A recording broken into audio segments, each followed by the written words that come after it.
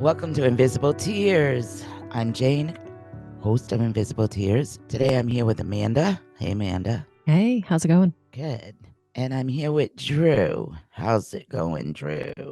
It's going good, Jane. How are you doing today? I'm pretty good. These are my producers, my editors, my ride or dies, and my co-hosts for Invisible Tears. So today we're going to do a missing person. I periodically, I guess because I'm in that, what do I want to say? That realm. That realm, I periodically go on to the websites for the Justice Department, New Hampshire Justice Department. Yep. And I always look at the cold cases and see if there's new ones or they've taken some off. There's a separate page for missing, and I periodically go on there. And over the years, I've come across this Lolita Magoon a few times, which she's missing from Hinsdale, my hometown, Hinsdale. That's where I live, Hinsdale, New Hampshire.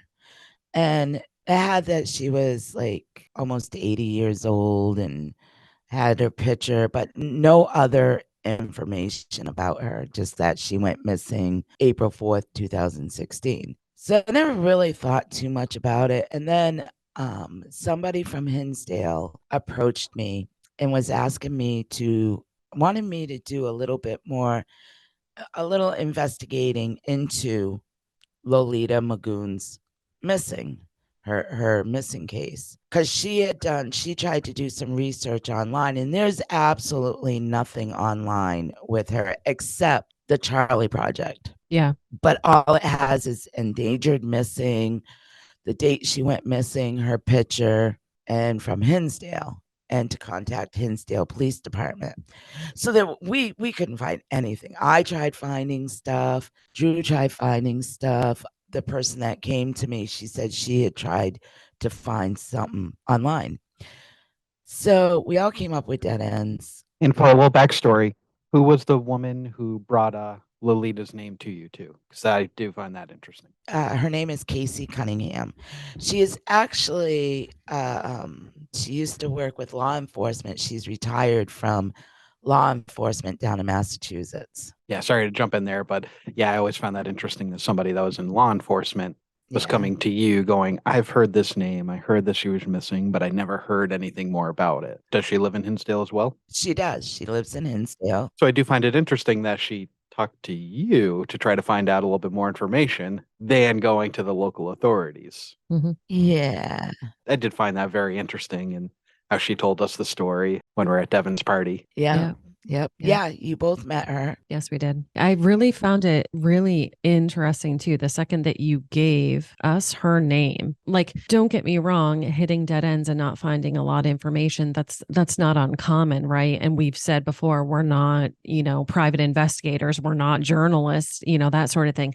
But the zero articles ever written about her too. I was actually surprised with that. There wasn't one newspaper article ever written about her, ever. It was never put in the paper that she was missing. No. Not in any local paper. Nowhere. Absolutely nothing. Yeah. I personally found that interesting. So with all that, we decided, okay, let's try to dig into this a little further. Let's try to use our personal connections and see what we can find. So I did two things. One, of course, I used my personal Facebook page, and because most everybody on my Facebook page is from Hinsdale, so I did a post on my Facebook page asking if anybody knew who Lolita Magoon was, if they had any information on her, and if they remember her going missing back in 2016. I did get a private message from a girl which wants to stay anonymous. Her mother knew her from the next town over, Brattleboro, Vermont. I guess she's Thai. She's from Thailand. So the Filipino, there's a Filipino group over in Brattleboro that, help each other out, meet up, become friends. So this girl's mother knew Lolita through that group. She was supposed to get back to me with some more information. About all she could tell me was that she was married to a David Magoon and that she was kind of like a mail order bride. So that kind of like got me a little bit. I was like, oh my God. Okay. So she's Thai and she could possibly be a mail order bride. Mhm. She's missing and no information out there. Okay. So I'm thinking, okay, this is discriminating. Nobody is covering this because of one, how she got here, and two, because of her nationality. So I was kind of freaking pissed off about that. Mhm. I was like, here we go. She's not important because of, who she is and her nationality. And so I got a little bit worked up about that and got a little bit judgmental about one, the newspapers, and two, the police department. Got very judgmental about it. Well, I think I did that prematurely. Because let me tell you, people, when you have something like this and you think you know the story and you think you know exactly what happened and what's going on just based on very little information, a lot of times you're wrong. Oh yeah, we jumped to conclusions that were We jumped to conclusions. Yes, we did. Yeah, we were all pretty fired up and thought Oh, thought I we was knew. going to go media. I was going to be like, this lady should be in the news. She's still missing. Have they investigated the husband? She's a mail order bride. It shouldn't matter. Da da da da da. I was ready to hit media hard until I realized the last name, Magoon. And me being from Hinsdale, there are quite a few Magoons in Hinsdale. They grew up in Hinsdale or the area. So there was one person, she was a pretty good friend of mine. I'm going to keep her kind of anonymous. She happens to be the niece of David Magoon, which is Lolita's husband. So I said, all right, I am going to contact her. I contacted her through, we were messaging back and forth. And whew, did I get a different story? Holy crap. So this is where we stand right now. What's the deal? She went missing on April 4th, 2016. Yes, she's married to David Magoon. Mhm. David Magoon, they owned a house in Hinsdale. He still owns the house in Hinsdale. And come to find out, she scammed the hell out of him. Ooh. He had worked for Walmart, retired, and she took his 401k and ran. Ooh. I guess she was also over medicating him. Wow. And his health started to decline like very rapidly, extremely rapidly. At first, she took $16,000 out of his account. Said it was to do an addition on the house. Couldn't find out she had dragged this other guy, got him involved, said he was the contractor, that he was doing the addition. They gave him $16,000. Supposedly, they think that she and him were in cahoots. And it was shortly after that is when she started over medicating him, David, and his health started declining. And the family noticed and they started stepping in and they started noticing a lot of things. And it was very shortly after that that she disappeared. She just vanished, disappeared.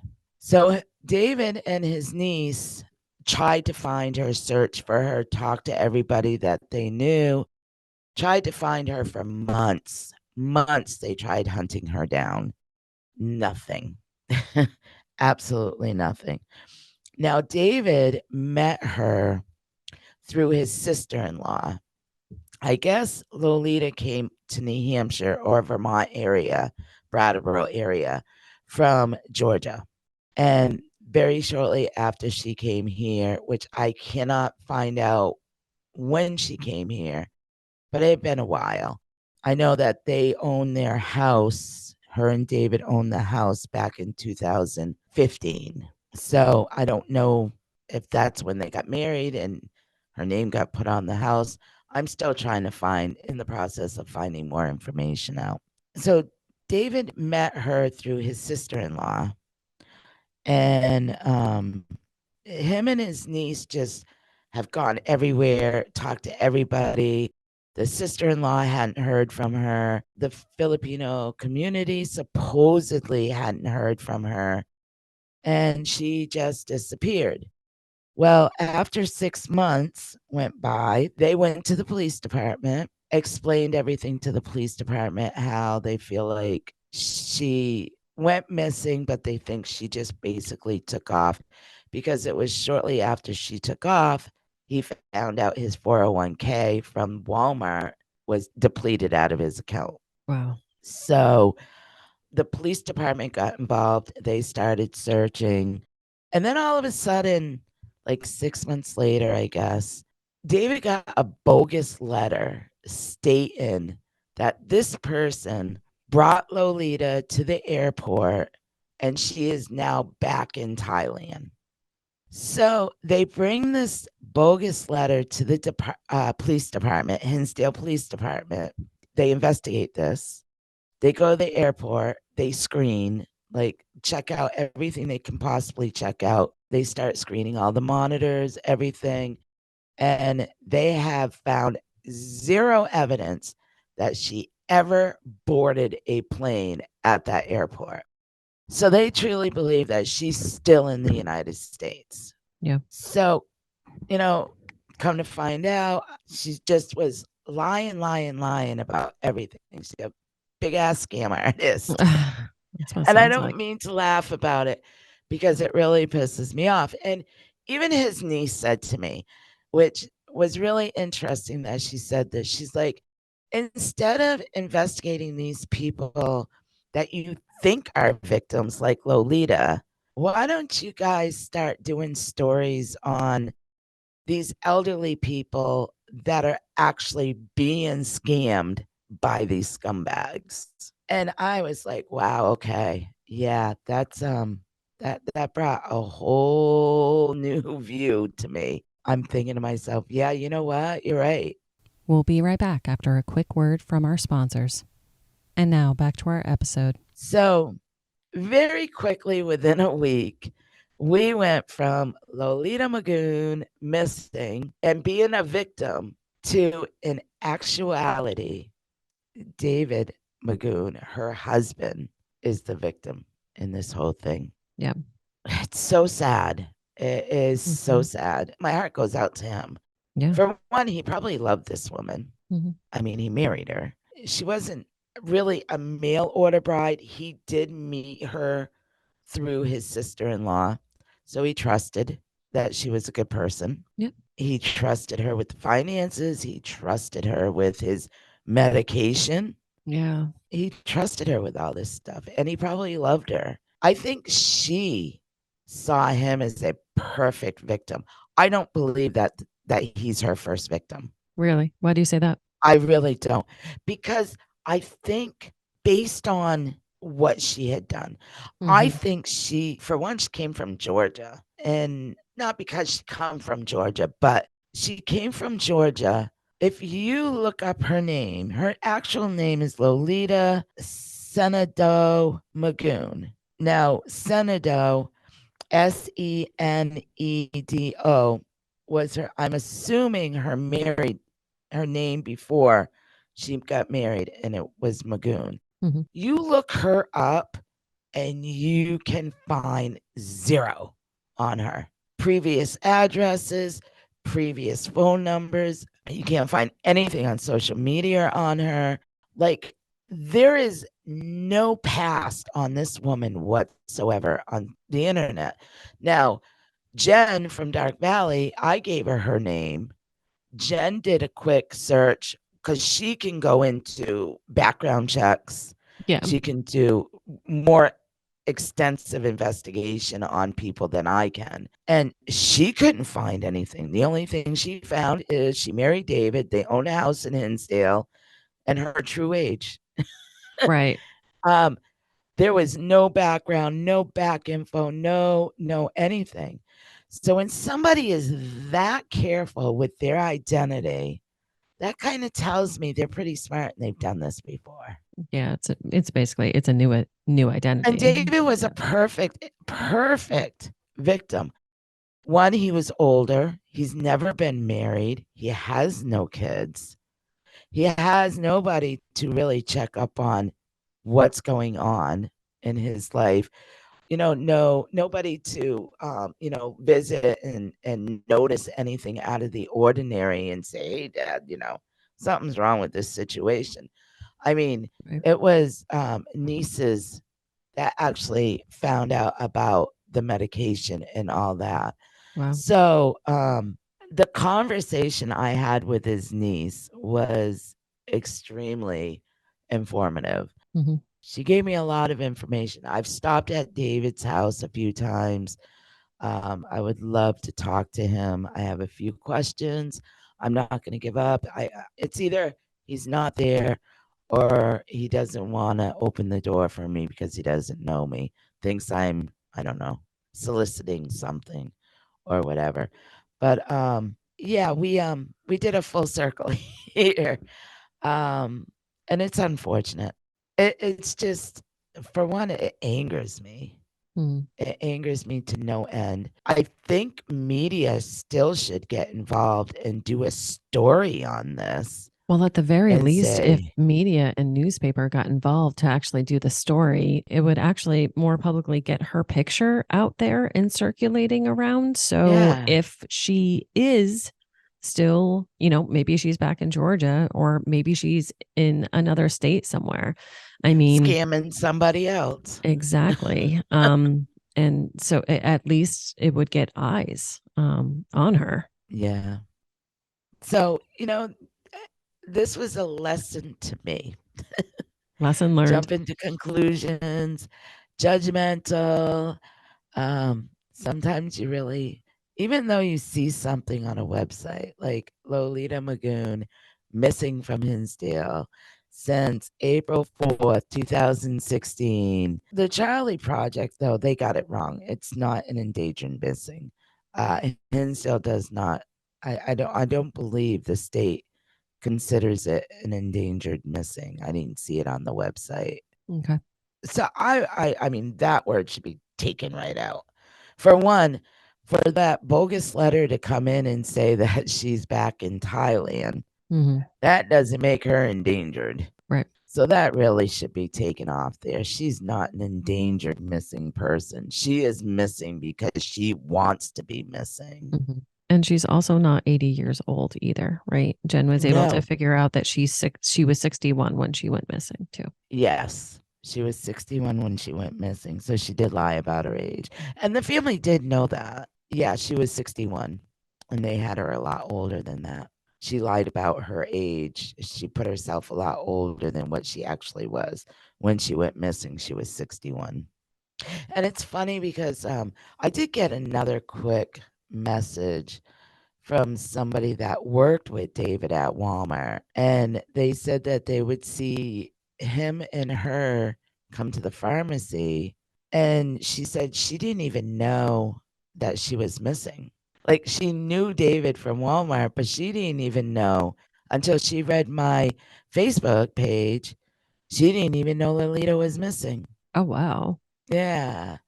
So it's like a lot of people in town don't even realize that she's missing or gone. Right. But I know, my resource, David's niece, she was really concerned that we were going to be like trashing the family. Oh, God. And she was concerned that she didn't want a lot of the dirty laundry put out on the podcast. And there wasn't really any dirty laundry or anything to trash, but we would never do that to begin with. Trashing the Magoon family? Yeah. Oh, wow. Yeah.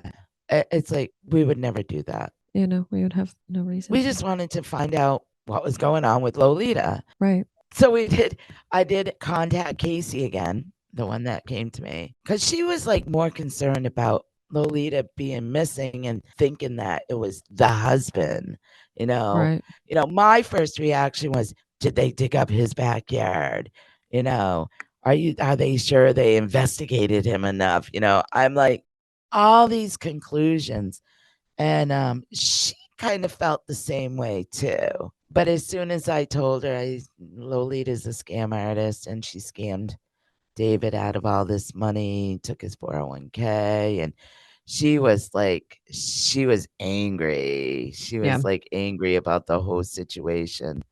She was angry that this happened to David. Yep. It's so sad that there are people out there that do this. Yeah. It's sad and it angers me. And, this poor man, I can't imagine what he's been through, never mind what he goes through. So hopefully with putting this out there, somebody knows something. Yeah. Somebody might recognize her. Obviously, we'll make sure and throw up the one few picture that we actually have. It is a good picture of her, though. It is a good picture. Yeah. So it's the picture that was on the Charlie project, but we'll make sure and put that picture up. And if anybody recognizes her or knows where she may be, contact us. Yeah. Or and contact beware. the Hinsdale Police Department. And we'll have Hinsdale Police Department's phone number up too, because that's what the Charlie Project had the phone number up. And Hinsdale Police are still investigating this. I mean, obviously they don't have much to go on because nobody really knows who the hell she is. I wouldn't be surprised if her real name isn't Lolita. So I don't know. Yeah. She sounds like a major scam artist. I'm hoping somebody from Georgia will hear this, see this, and maybe they've been scammed by her too. That's why she came up here from Georgia and will come forward, and maybe they could start tracking her across the country and arrest her and charge her with something so she doesn't continue to do this. My thought is she's continuing to do this. Right. If she just disappears like that, she's not just gonna not do this again. It just baffles me that there's absolutely nothing about her background or anything out there. Like nothing. Even Jen couldn't find anything. Just kind of interesting. But I hope to find out more information from David, have a conversation with him. Let him know we're only trying to help. Yeah. And if we can help, we're going to try to help. But thought this was an interesting story. Drew, you got anything to add? Nope, nothing to add on my end. I think you covered it all. I know myself, I learned a huge lesson. I will not jump to conclusions anymore. And I will not be judgmental when something like this comes to me or comes to us. Just thank God I didn't run to the news. Yeah. The media. You with your personal cell phone numbers of all the news people that you know now. God, I would have felt horrible. Texting Amy Covino. That was one of the first things Jessica said. Oh, you got to get a hold of Amy. Amy Covino, WMUR. You got to get a hold of her. She'll investigate this. She'll find out why they're not investigating a missing person like they should. And, even Jessica felt the same way. She was like, oh my God, Mom, this poor lady. Nobody wants to cover the story. Why? I know. I was just so baffled as to why nothing exists. I'm like, not one. That was a piece that really bugged me. Like at first, the second that you gave me the name, I was like, not one newspaper covered this or wrote an article. That's insane. Like I've never seen that. So why? And it's not like it's, she didn't disappear all that long ago. It was only 7 years ago. So it's 2016, you would have thought it would have been all over the internet. Yeah. But I'm glad that this was brought to your attention. And I'm glad that we ended up, looking into it. I mean, as much as we could, and then started digging and, going down the rabbit hole and everything, because it still is a case that needs to be covered for, us going in there thinking that, Lolita was the victim, like you said, but in all actuality, it really was her husband, David Magoon. So the case still needs to be covered. She is still missing. And now, hey, we're searching for her, right? Yeah. Yeah. So that's what we have on Lolita. I know it's not much, but it's a little bit more than what is on the internet right now. Yeah, true. We'll put up her picture, the Hinsdale Police Department's phone number. So if you have any information, also if you go on the New Hampshire missing page, not the cold case, but the missing page, you will see her. They do have her on there, and there is a phone number that you can call on that page, and you can be anonymous on that page. And I imagine you can be anonymous with Hinsdale too. Yeah. But I'm sure any information you have, even if you worked with her in California for 10 minutes, call in, give them the information, any information you have on her, because, there's a good possibility she's scamming somebody else, and she really needs to be stopped if she is doing this. Or even if she isn't, she still needs to answer to and, sort out what she has done, at least to David, right? Yeah. Yeah. I mean, honestly, they're not charging her with anything.